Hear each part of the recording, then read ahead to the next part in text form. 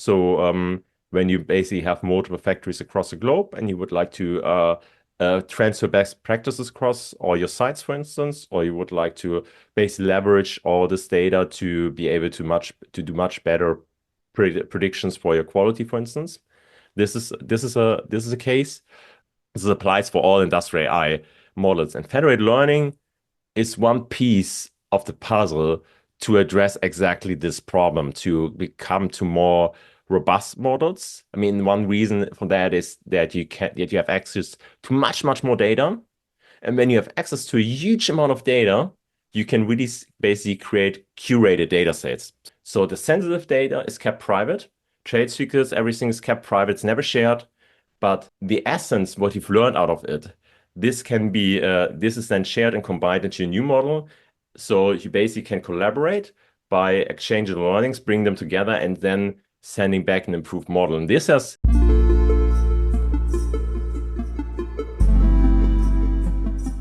Welcome to the Industry 4.0 I'm your host, Kudzai Mandi Teresa, and today we will discuss scaling industrial AI across factories with federated learning.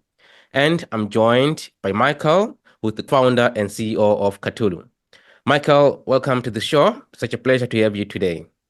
Thanks for having me. Yeah, thanks for giving me the opportunity, Kudzai. Really happy to have a chat with you about federated learning. Awesome, great stuff. So maybe before we kick things off here, could you introduce yourself to the audience? Tell us more about yourself and your company. Yeah, absolutely. Yeah, I'm Michael, founder and CEO of Katulu. Have a background in cloud technologies, and that brought me to Industry 4.0 a long time ago. Actually, one of my first stages in that domain were basically Cybers. We also talked recently to Peter, close friend of mine.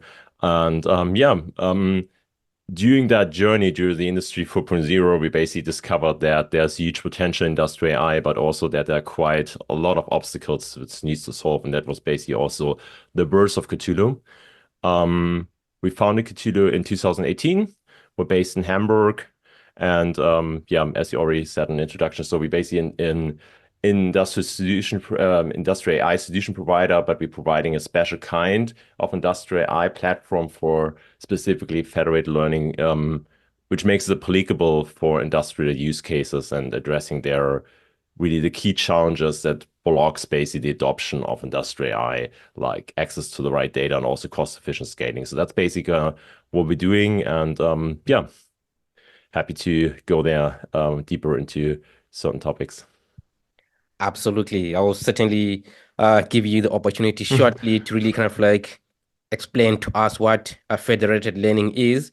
But essentially, this comes at the backdrop of conventional approaches to industrial AI, where we have a scenario where each factory has its own AI initiatives. And then also there's scenarios where you've got like a cloud-based industrial AI. And with federated learning, for you, the idea is to say there's a better way of really Mhm. doing this, right? So could you explain to us like what federated learning is and what are its advantages over these conventional approaches? Yeah, maybe let's dig first a little bit into the conventional approaches. You already summarized it quite nicely. So the thing is when you in the situation that you would like to scale, so that you're basically done with exploring, did a POC, ideally a proof of value that you're sure that this will bring value to your organization. Many companies are struggling to bring this into production, and that's basically what we're seeing, that on one hand, they struggle due to access of data. This can cause by technical challenges, legal challenges, also strategic reasons. And then when you scale, they're coming a lot of cost. And that's the reason that at some point, many initiatives are shut down. That's what we're seeing, unfortunately, quite recently due to economic downturn. Of course, many of these initiatives will take a long time until they really achieve a positive ROI. And I mean, this is quite logical when you think of having your own AI initiative in every factory. That's what we're seeing quite often in what many customers are doing. They have multiple factories across the globe and they're working on the same problem. And the reason for that is that there is basically a tendency that everyone has a feeling their production line, their processes are quite unique. So you cannot really imagine that it's possible to address this with a global approach which can be scaled across multiple factories. So everyone has a view.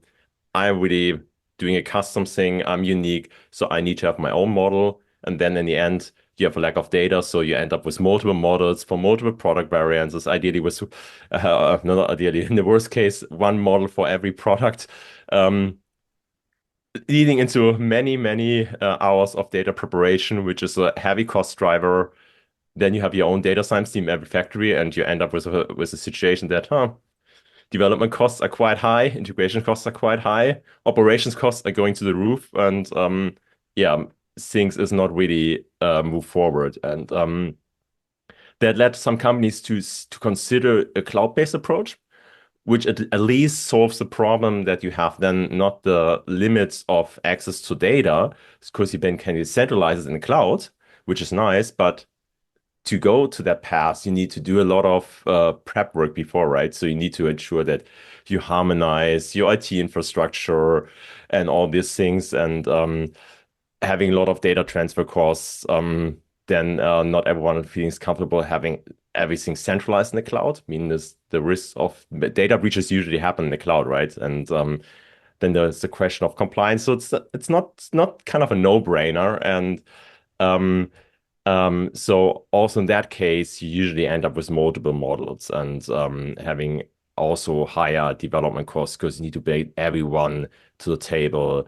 And that's basically what made us thinking. And where we see federated learning as a good approach. It's not basically about solve the solution, but it's case basically kind of a good foundation to basically address all these problems. And the way how it works is you can think of it basically that when you have multiple factories, they collaborate in sort of an AI network. So they have similar processes. Let's say they all manufacture PCBs, so they're printing basically PCBs. And then you have a first model which you develop, for instance, in a lab, and you deploy this model to all factories. And instead of that they all operate isolated, what you do usually when you think of edge AI, they train the model locally and the data stays locally, but the parameters, so the learnings, what you basically gained from the data that you've catch up, this is exchanged. So the sensitive data is kept private, trade secrets, everything is kept private, it's never shared, but the essence, what you've learned out of it, this is then shared and combined into a new model. So you basically can collaborate by exchanging the learnings, bring them together, and then sending back an improved model. And this has the huge advantage that you can basically solve the problem of access to data. So data stays locally. Um, it's you don't need to have the deep discussions. Can you share it with me? It's my also inside of organizations can be quite a pain in some cases. And also you do not, it's basically compliant by design, right? So when the data is not shared, some of our customers basically evaluate that really deeply. It's much, much easier to stay compliant to GDPR, HIPAA, export control, all these kind of stuff. And of course, you have less data transfer costs. And so it has huge advantages. Nevertheless, it's not the holy grail by itself, but that's basically what we kind of try to make out of it. Oh, yes. Absolutely. So that's really super interesting. So maybe to kind of like paint a clear picture for our audience Mhm. here, could you perhaps provide an example of how federated learning can work for like a manufacturing value chain? Yeah, I mean, manufacturing value chain, that's a little bit it's a different approach. I mean, when you think of the example what I gave before, when you think of um, basically that everyone produces is producing PCBs, everyone is having the same process. When we think of a value chain, everyone is basically doing something different. Means that I can think of a process which we then slice in parts. So let's say sticking with the PCB, the PCB needs a soldering paste. So one process step before is that someone is producing the soldering paste, which is usually happening in a complete different company. So it's a process step that's happened in a different organization. If now I would like to basically combine these kind of process steps and say, hey, I would like to improve my, let's say, my yield of my processes by having deep insights how this soldering paste of this specific batch is manufactured. Then I train a part of the model at the soldering paste company, and another part of the model of the company that uses this soldering paste for the PCBs. Everyone keeps their own part of the model, and they're basically exchanging then the parameters between these kind of layers, so that you can basically tie these kind of process steps together, like if it's the same company. And this has huge advantages because you can basically then really collaborate across organizations without having this discussions that you need to share sensitive data. And also the IP topic is much more clear. Of course, you basically train the model just on your own data. So everyone has a share of the model, which is basically training their own data. Oh, I see. So it sounds to me like really the gist of federated learning is this idea of kind of like sharing the global parameters, as it were, to kind of like this central location whereby different models from different parts of the value chain or from different factories could gain insights to how that model is trained without really having access to the data Hmm. or whatever, and then they can then perform inferences on that. Yep, absolutely right. Yep, yep. Okay, okay. Yeah, Yeah, sure, go on.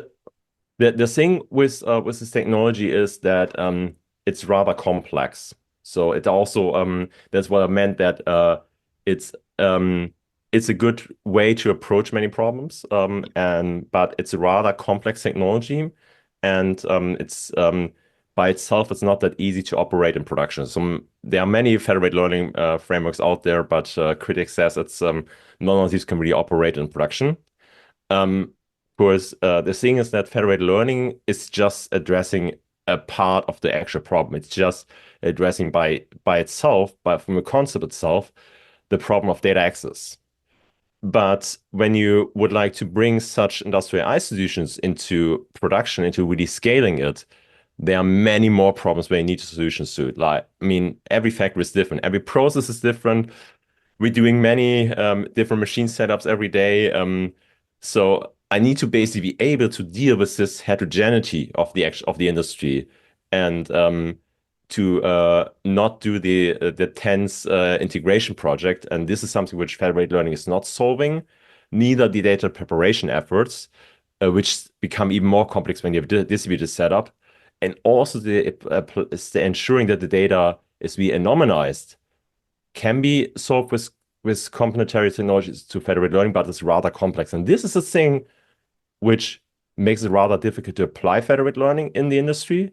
But that's exactly the point where we are coming in, what we are doing at Katulu, because we basically addressing all these problems around federated learning by making it really applicable, of course, and basically solving all these disadvantages. Okay, that's interesting. So it sounds to me like it's kind of like it's complex, right? And the challenge really is kind of like really putting all these pieces together to bring it to be kind of like an industrial grade federated learning platform on which you can really rely on running your production processes, right? And Absolutely. absolutely. And I mean, what would you say are the requirements then for deploying this kind of industrial grade federated learning solution? Yeah, I mean the things with industrial grade, there are many um things that are needed to achieve really industrial grade AI. And I mean you need, and this not is in federated learning is one tool to address this, right? So the thing is most models are not really suited for industrial contexts. And the reason for that is that they must be much more robust than a ChatGPT. You cannot have a model that is has maybe 60% accuracy when you would like to operate it in a manufacturing process. And I mean, all what we see, what we hear in the news of hallucination, all this, you it's not acceptable to have a guess. You need a robust model with a high accuracy, and also which is less sensitive to fluctuations in the process. I mean, the thing is that industrial processes are changing quite often. So that's what I meant also with this heterogeneity. So and when you have change, when you do some optimizations, when you would like to produce something else, this is something an industrial AI model needs to be able to deal with.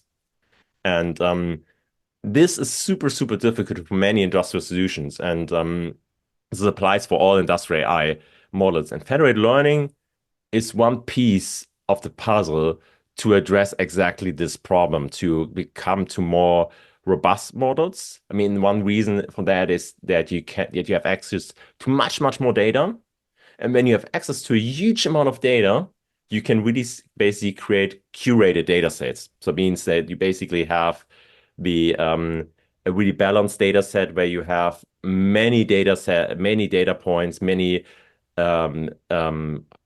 process iterations which led to failure, so that you can be have a full picture of what can happen, and not just this unbalanced data set where, okay, I produce this good quite heavily in this factory, and now I basically thinking that everything is acting like this. Um, it's super important to have a huge amount of data for that to really achieve industrial grade, and that federated learning can really help with and to push this much much forward. Yeah. I mean, the other thing that I want to find out from you is with federated learning, what sort of models does it apply to? Does it apply to large language models, neural network models, or classical machine learning models? What sort of models is it built on, or it doesn't really matter? Yeah, basically in general, you can apply it to every deep learning model, but main classification models are good examples. So it does not really work that well for large language models. So you can apply it, but what you will lose then is basically the advantage that you do not really need to send the data around, because when you for large language model, the large language model will become really, really large, and then you send instead of large amounts of data, a large language model around, which is yeah, you basically lose the advantage of having less data transfer and keeping the data private. So that's you can apply it there, but I do not really see this as the best use case. Much better use cases are when you base everything in the way of thing that's much easier to look at it, where you would like to predict something. Where think of predictive maintenance, I would like to do predictive quality. I would like basically predict potential usages. Um, Everything where you would like to do sort of a certain kind of prediction. That's where federated learning is really good fit for, um, and that can be then adjusted to multiple use cases from yeah, quality control to equipment as a service, predictive maintenance, all this. Okay, so maybe let's kind of like take a deep dive onto kind of like these key industrial applications where Hmm. federated machine learning really works well, kind of like where you see a lot of applicability Hmm. in that respect. So, what are those key industrial applications for federated Hmm. machine learning? You can basically differentiate it in basically three categories. The one is inside of an organization. So when you basically have multiple factories across the globe and you would like to transfer best practices across all your sites, for instance, or you would like to basically leverage all this data to be able to do much better predictions for your quality, for instance. This is a case. I think we can go to this specific use cases a little bit later, but just to give an overview first, another one is when you would like to offer a service to your customers, and you're working in a yeah, rather data sensitive industry, so where it's not common to share data, which is honestly in most industrial industries the case. They that it's especially sensitive production data is usually not shared. So there you can basically offer then a service with the advantage that your customers can keep their data private, and you don't need to have any insights. That can be then applied for predictive quality control cases, but also for equipment as a service. Usually, equipment as a service requires a super, super deep view what your customer is doing with your equipment. With federated learning, you can basically change this a little bit to um, just share really few data points which are important in the end for the invoicing. is for the actual usage, but what they're actually doing with it, that's something what can stay completely private.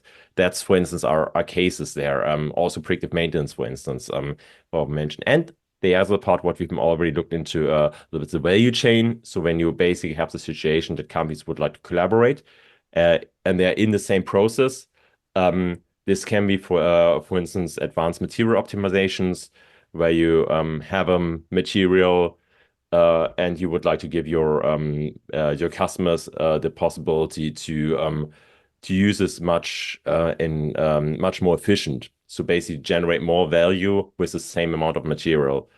You can do that when you have super deep insights how this material is behaving, especially when we are in the field of recycled material, which is usually having always in every batch a different behaviors to a just certain amount, but this has huge implications in the end of the process adjustment. This is just there's some sort, and it's basically across the whole industry, right? So we have customer from automation, basically electronics, plastics, the machine tools, but also medtech or chemical corporations. That's kind of there's a huge variety where you can apply this. Okay. All right. We're going to kind of like go into depth in the and Hmm. some of the use cases a bit later Yeah.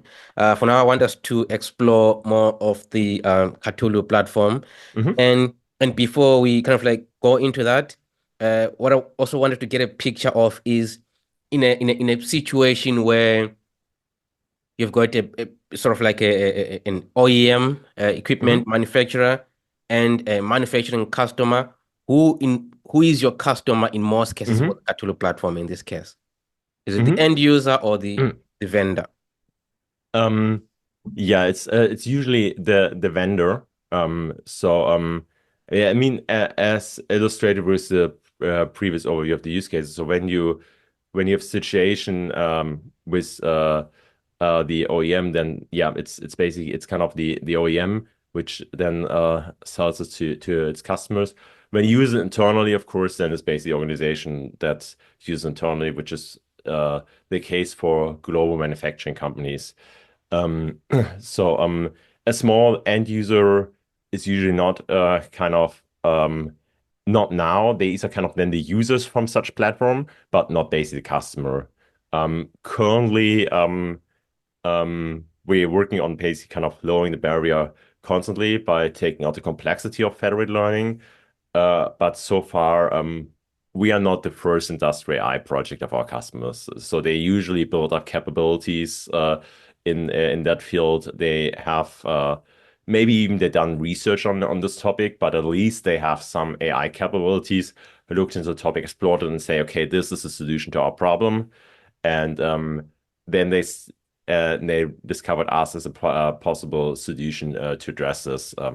And yeah, that's basically how then the process also goes. Okay, perfect. Well, then let's kind of like break down your Cthulhu platform exactly how it works, what does it do, and how Mhm. does it benefit manufacturers and Yeah, as customers. mentioned, so what we're really focusing on is to really taking out the complexity of federated learning. As mentioned, it's a super important puzzle, and what we're doing is that we're basically addressing the key challenges, so the really critical challenges which you need to solve around federated learning, and that's, for instance, heterogeneous data privacy, also generalization and cost efficiency, and usually what you need to do is you just need to basically set up a tenant, what currently we are doing manually, but we soon basically go into self sign up that customers can really do it completely by themselves. Use install the agent locally on your server on your edge device, connect your agents, and connect your data sources, and you're good. Then you're good to go. So it's rather easy also when it comes to what you need to do. It's not that you need to basically have a data scientist that has done years of research on the topic. It's in the end, if you have a trained model, you just need to add 3 lines of code, and that's a thing. This is really super important. Where we're focusing on making things simpler, so that when you have an experienced data scientist, this one can do much more and can that you can basically um, address multiple use cases across multiple factories with less data science resource because it's kind of they are rare. It's a passive resource. It's an expensive resource. And also when you have a not so experienced team that we basically enable this team to achieve much more. So that's basically kind of what we're focusing on. We're doing this, for instance, with by managing the whole topic of heterogeneity. So what we're doing, for instance, that we have a part we've managed kind of the pattern part.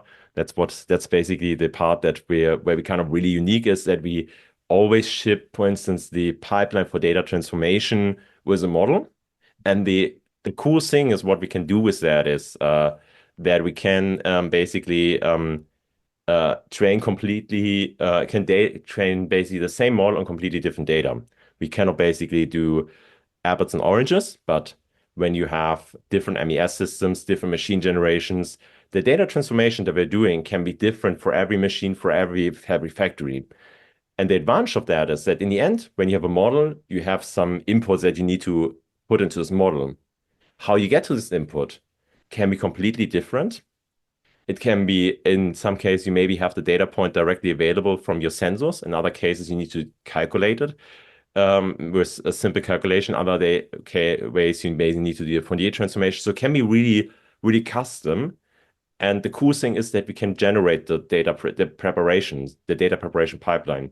So we're giving you a proposal how you need to prepare your data that you can use this model. And the advantage of that is this takes out 75% of the whole data preparation efforts that you usually need to do, which is a huge blocker when you think of otherwise, when I would like to roll it out globally, I need to do this data preparation stuff over and over in every factory for every machine, which is a nightmare. And this blocks actually scaling. This is something what we heavily automate. And the other part what we're doing is that we have a really special way of generalization. So what we call a generalization layer, which allows us to address basically different machine generations and processes which basically differentiate in some cases with just one model. And the advantage of that is when I have less models, I have uh, um, less development work, less cost. I have less integration costs because I only need to integrate one model, and I have less operation costs. And this comes to the fact of achieving a positive ROI in the end, when I basically can all reduce this, that I basically can, in the end, solve my problem for all my customers or for all my factories with the same model and not need to do always a custom project. And this is a way where we're really focusing a lot on when our technologies. Also, what we're doing, for instance, with our co-op management, we identify which machines can be really trained together. Maybe I think of that my machine is so unique, so I need a custom model. We start off by saying, hey, everyone with the same model. When we recognize that this does not work, we see this on the way how the model is trained and then decide, okay, this machine, you're right, this is really unique, so you get your custom model. But this is something what we're doing based on data and not on, in this case, let's say guts feeling. We're really looking on how the models are evolving. And um, when it comes to the integration, our philosophy is that you should not do basically IT or data harmonization project to be able to apply industrial AI. What we're doing is that we're really focusing on the topic of interoperability and standardization. So we integrate our solution into your infrastructure. So we don't need any specific hardware. We can run on a Linux server. We can run on a Windows server. In most cases, we actually don't really need a GPU. And the reason for that is when you leverage significant amount of data, you can simplify the architecture of the model. So the models become simpler and the model needs less compute. So we integrate basically in the existing infrastructure and connecting existing data sources and not saying, hey, you need to send everything into S3 and AWS.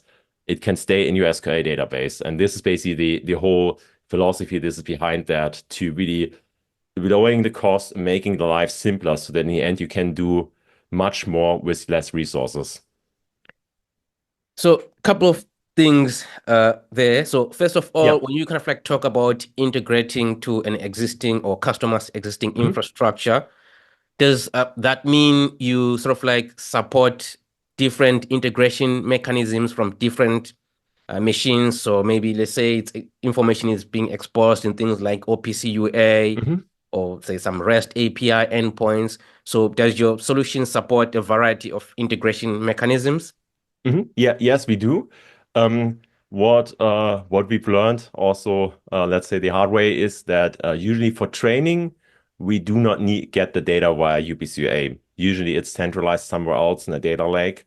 So for training, we usually get the data from CSV files, SQL database, but we are really agnostic there. So we also support UPC-A. That's usually used for inference. So when you apply the model, less for training, but absolutely, the data does not need to be sent to specific locations. We consume the data where it is, where the customer has it, and when it's a custom MES system, then it's rather simple to also add a custom connector for your custom proprietary MES system. Okay, that's interesting. So just to kind of like follow up on that, does it mean because there's some situations where manufacturers were not like actively collecting data on a Mhm, certain piece of machine. So maybe they may have been collecting process data, but they didn't have sensors that are monitoring vibration. They just installed. So they may not have that data existing already about a specific piece of machine. mhm, Do you and yet you also expect data that is already kind of like mhm. collected. So do you have mechanism in such a situation where the data doesn't already exist to be able to collect it through those kind of like integration mechanism for you to be able to train the model? Or does it only work when you already have the data somewhere? Yeah, yeah. So the data acquisition needs to be solved. So when the data acquisition is not solved, then for this, we have partners who can help with that. But that's definitely the honestly the only prerequisite that must be in place. That the data is already acquired.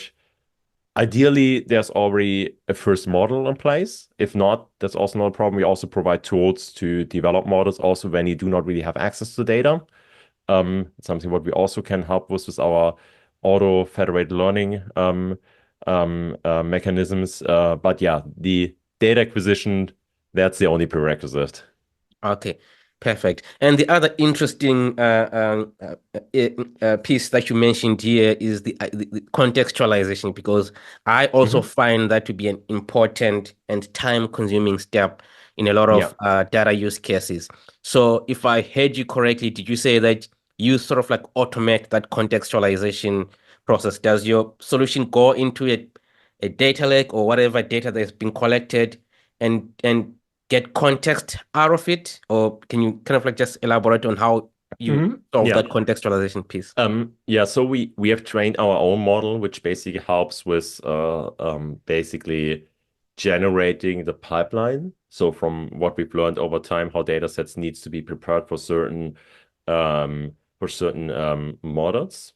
Um, Nevertheless, so what we do is that we basically we can only work with the data that is provided, right? And context especially is provided in many cases really differently.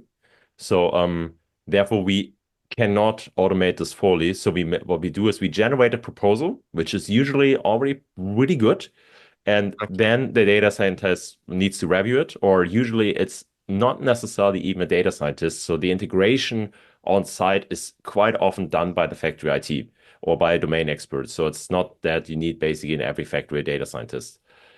But they are able, especially domain experts, to provide the needed context and to make the certain adjustments might be needed that we cannot really get out the data. Of course, Right. also when we see many data sets over time, there are quite some special notations in every company that are not documented. So, but that's definitely the direction where we're heading to, so that we automate it more and more on that. Currently, from people in our customers, we can reduce this amount by 75%, which is already kind of a huge cost saving. But yeah, we want to go there. We want to drive this even further.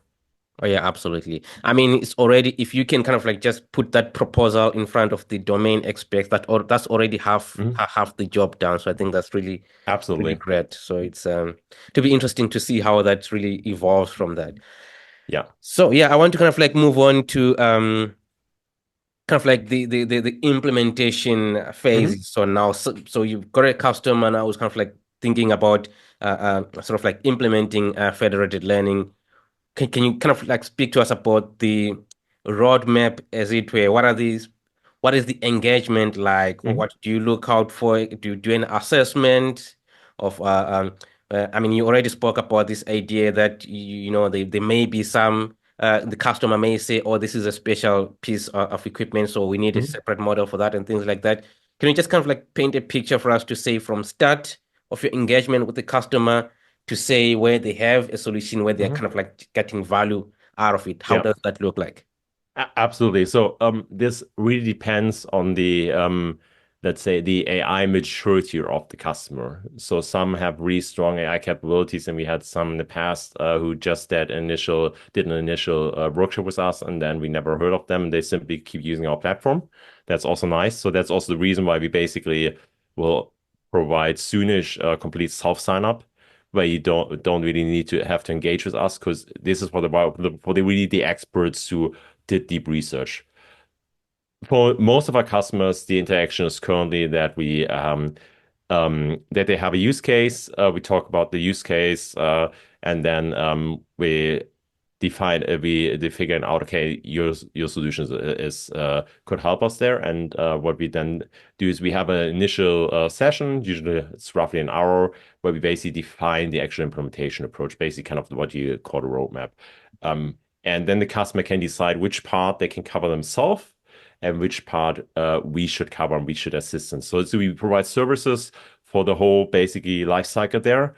Um, but for us, it's important that in the end we enable also the customers. So our business is not that we sell services out there.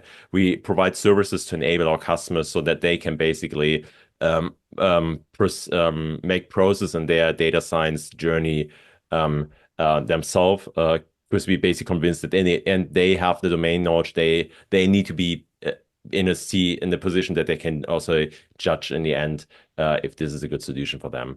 So that's basically kind of the starting off, and then it really depends where they are in the journey. If they already have a model, for many cases, it's just adding a couple of lines of code. Basically, in the easiest case, it's 3 lines of code to an existing model, and then it's basically federated.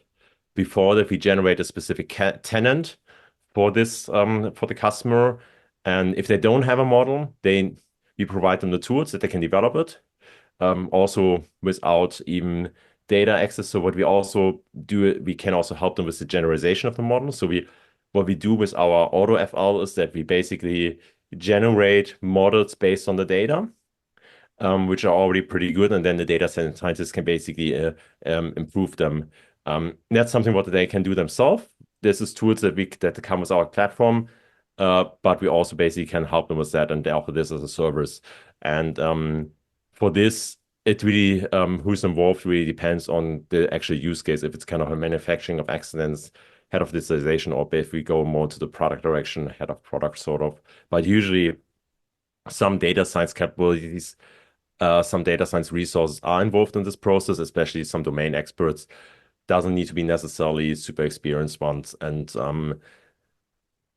they usually start off by more doing a proof of value. So I like to basically kind of more focusing on showing that we can achieve value with it and not necessarily that it works. That's something what can be seen in many of our customers, for instance, like Siemens.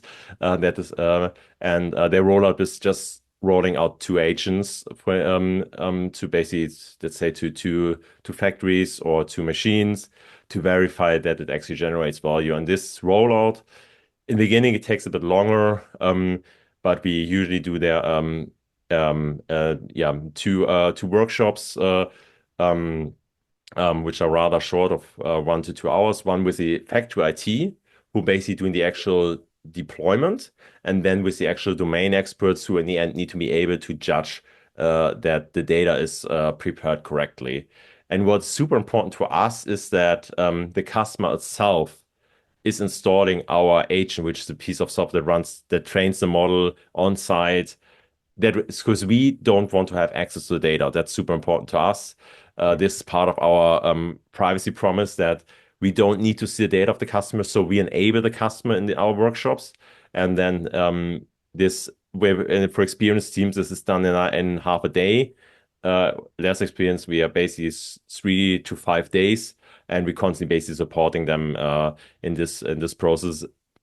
To be honest, most of the time is going into organizational stuff, like getting permissions for firewall rules. We boiled it down that we just need one simple firewall rule, but also this can be quite hard in a production facility, as you probably know. Right. So, um, but yeah, we try to keep it easy, and most of the work is basically um, done by our customers, and if they need to budget that, yeah, it's basically kind of half a month of manpower what they need to basically kind of prove actually the value that helps them. And yeah, if they have a more super experienced team, it can be also done in just a couple of days. Ah, interesting.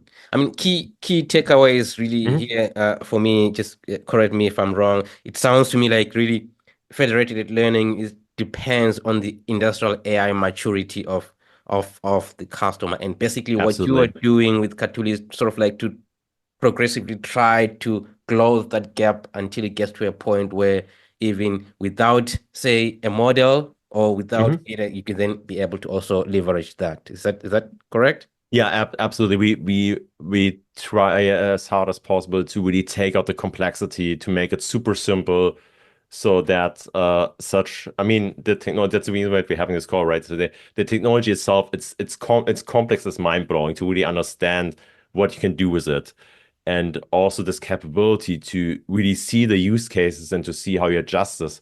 This is a this is a process, and this is a journey that many customers are going through, and this is therefore it's super important to educate them, to help them along the journey. And what is really great to see is that there are more mature customers are coming recently to us due to many conference where this topic has been brought up, and that we're seeing the definitely good development, so that um, it's not kind of a super unknown technology anymore. So many have heard of it, but really the from hearing of it to applying it to production, that's still a long way. And this is something what we try to make as simple as possible.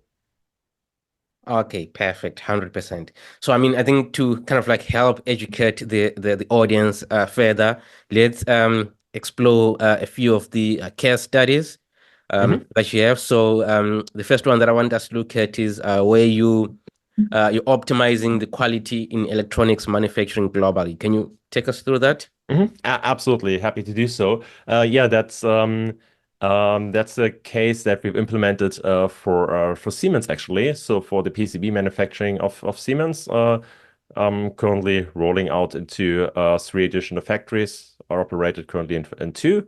So that's kind of a nice case where they basically had a situation in PCB manufacturing that in the end of the process you would like to make basically an assessment of the quality with an automated optic inspection.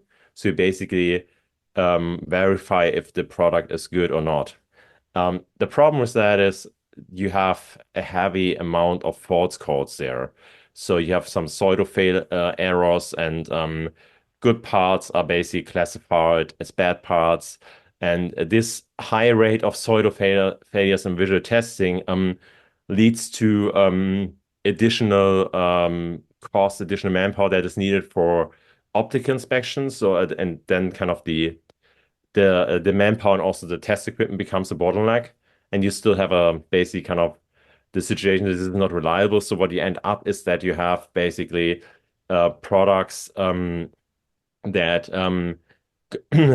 yeah, sorted out and they're actually good. And what you would like to do is actually you would like to ensure that you have yeah, ideally zero defects and a really high first pass yield, so that products go through the whole process and that they're good. Because when you produce a PCB and you need to do some rework, many industries will not accept it. Automotive, aerospace, defense, they will not accept it anymore. So you basically have the situation that you produce a product which you cannot sell, which is horrible, which is a huge cost driver. Yeah. So what you want to do is you would like to know as early as possible in the process, what is will this product be a good one? So what we did is that we used data from the end of the process, from the optical inspection, and also really early on the process from the solder paste inspection, when you basically print these kind of connections on the PCB, um, to predict super early process just with the data from the solder paste inspection if this product will be a good one. And the great thing is that we had access to a huge amount of data since many factories were basically collaborating there. And this enabled us to basically address this problem with just one model for all the variances the Siemens has. And they basically have more than 10,000 product variances per factory, which is a lot. Um, and by increasing the first pass yield, by already more than 1%. And they're basically kind of doing more and more optimizations with our products so that they're basically aiming to increase it by, I think, end of next year by even 6%, which is massive because this it basically this correlates directly also with additional revenue, which is great. Um, the nice thing about that is it really shows that when you can really do really good predictions early in the process, by leveraging massive amounts of data, which otherwise you cannot basically leverage, you can really basically increase the output of your production lines. And um, I think currently we basically roughly around 99% with our predictions, which what we're doing at the beginning of the process.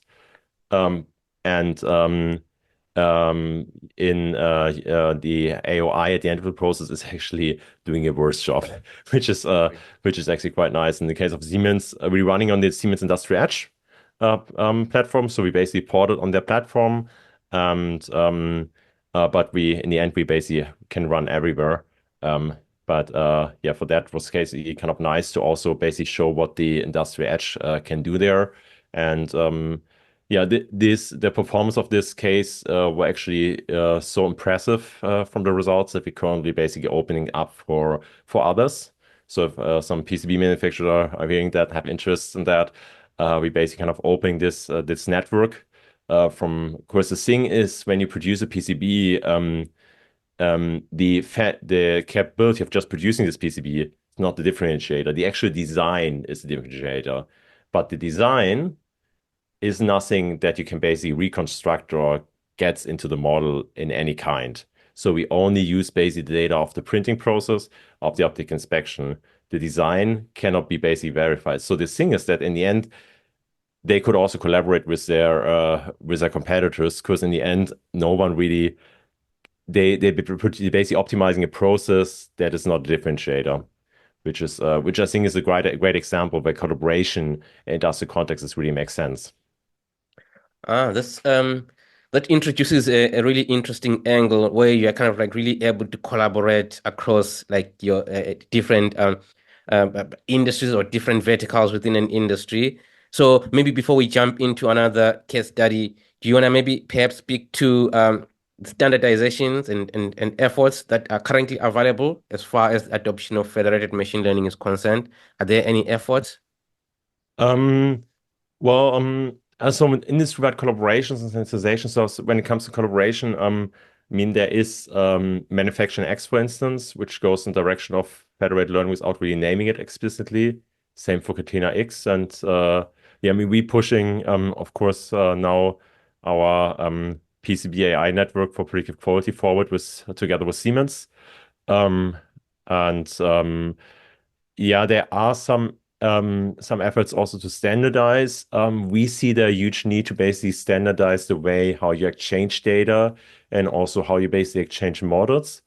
Um, but this is kind of a difficult path. We're currently kind of looking there also for cooperation with research institutes to push this forward to make it also more easy to do integrations with such platforms. But I would say it's early in the process so far. Okay, perfect. Now let's quickly move on to the second case study. So this one is predicting toolware across different machine Mhm. setups. Can you speak to us about that?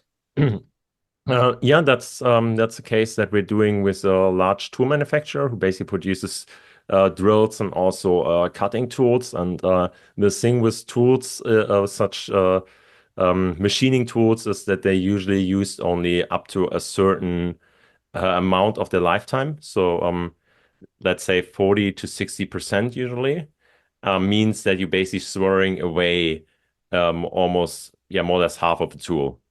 Um, and that the reason for that is that, especially in automotive and other industries, customers are scared that um, you basically will destroy your workpiece, which is much more expensive than the actual driller, by keep using such drill, um, which is a problem. And so what we're doing here is that we basically using the tool management from our customer to basically get access to insights how the tool is actually used. And this enables us to basically extend the lifetime significantly. And this comes back basically to the topic of generalization. Of course, when you think of machining, you have the process, you have the material, you have the tool, you have the machine, you have many components, which makes it quite unique. So it's rather difficult to capture significant amount of data to make good predictions. And that's basically what we're basically solving with the way how we generalize our with our model, as our foundation layer there, so that we can basically be pretty agnostic to um, at least inside of the specific tool domains, but be pretty independent when it comes to what kind of material is used and what kind of machine is used and what kind of good is used. And this allows us to really use a large amount of data across many customers. And these customers, I mean, many of these are from automotive, so are not so eager to share how they basically manufacture some parts, but they already have the tool management. And before the tool management were not really connected.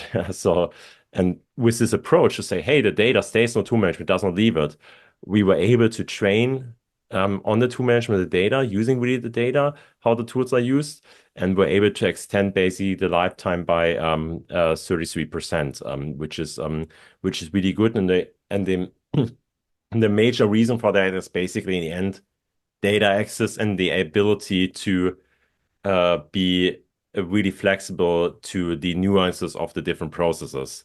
And that's kind of a way how it really easy to see how federated learning can achieve additional value. I mean, when you basically calculate this for a 3 times shift setup, then usually you basically end up with saving roughly 30 tools per month.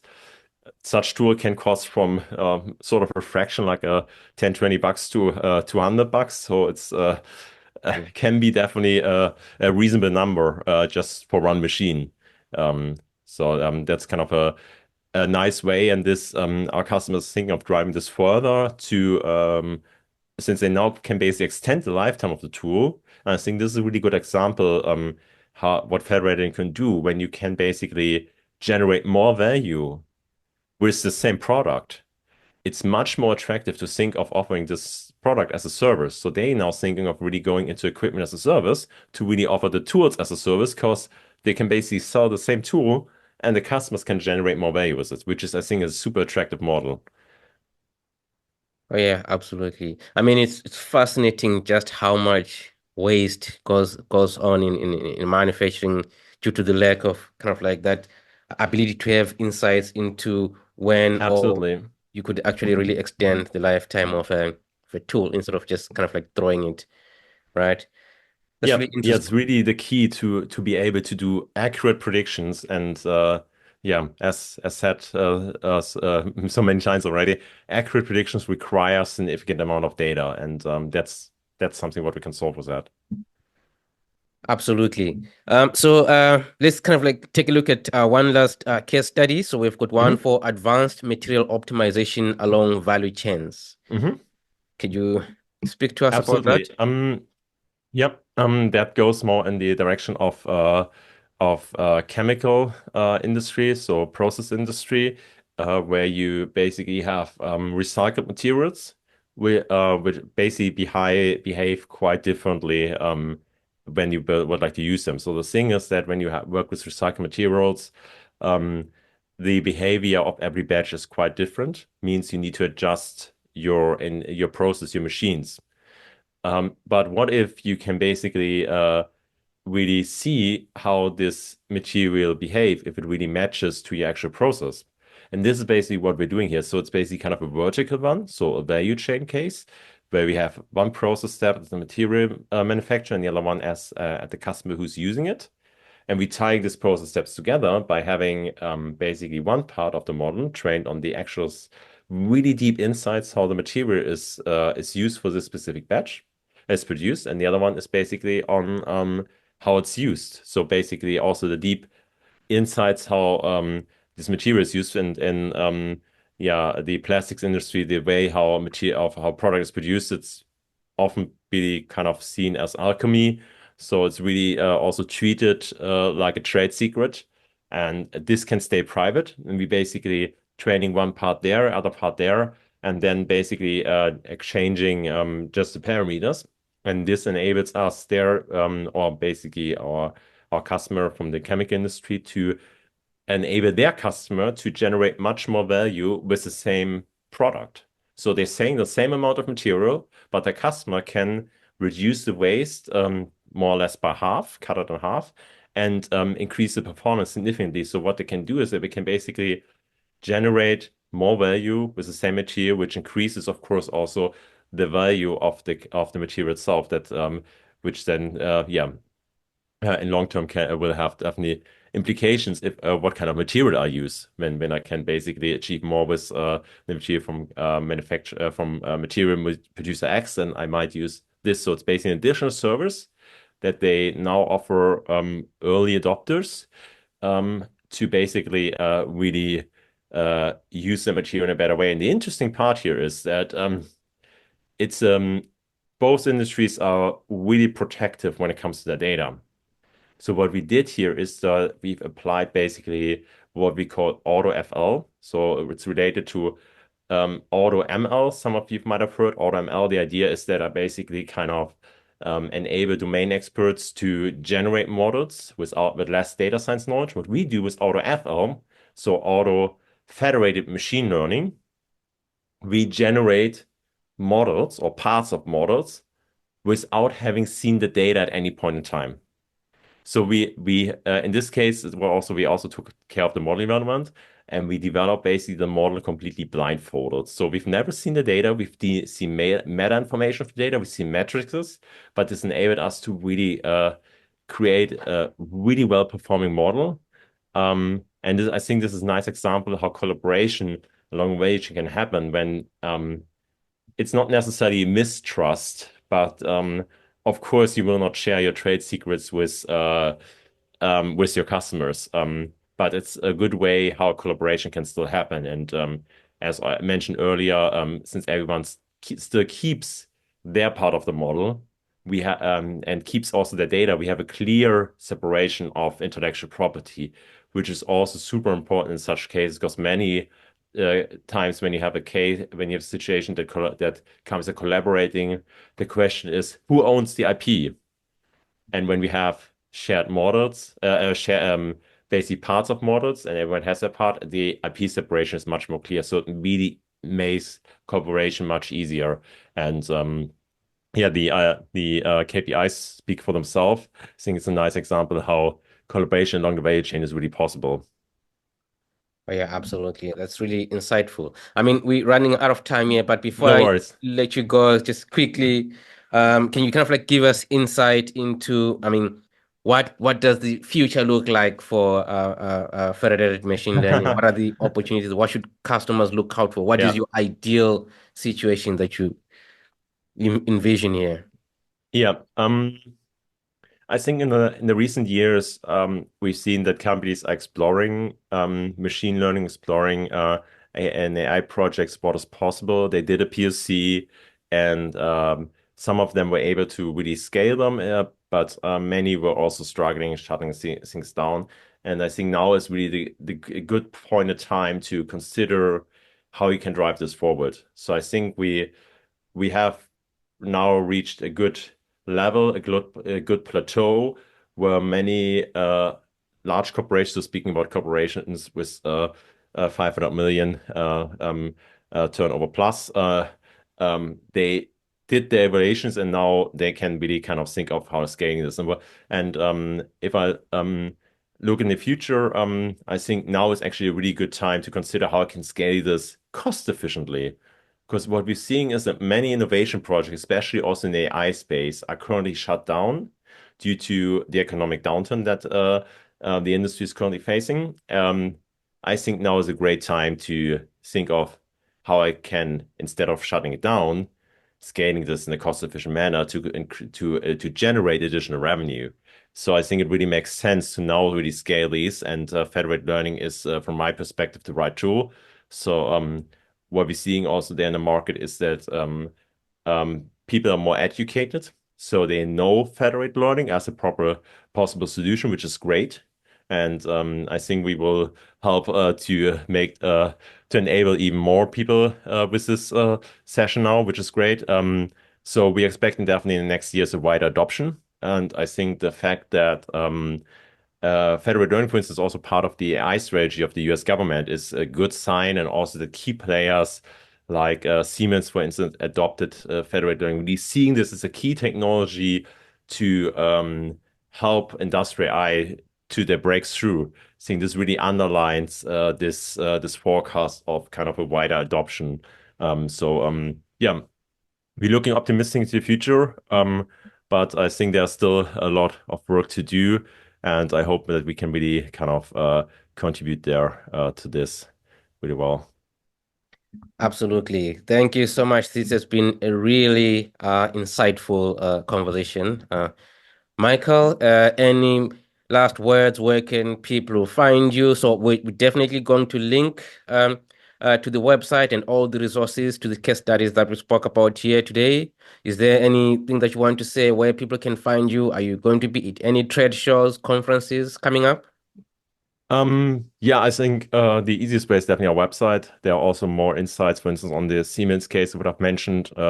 We have there a nice white paper. There will be soon published a really interesting article in the Productronic about this case with the newest insights. Yeah, we usually avail on many industrial conferences and trade shows. It's rather easy to find us. I think the quickest way, if there's an interest, is our website, or I'm also available on LinkedIn. Yeah, the direct approach is mostly the most efficient one. So don't wait until the next Hannover Messe or something like that. It's not definitely not necessary. Yeah. Oh yeah. So happy to basically yeah, do some follow-ups with some folks who are interested in the topic. Oh yeah, absolutely. Yeah, we'll certainly link all the Hmm. accounts, social media account, and your website here for anyone who wants Hmm. to get in touch with you. So again, thank you so much for taking the time out to join us here today on the show. I really appreciate it. Yeah. Thanks for having me. Have a good one.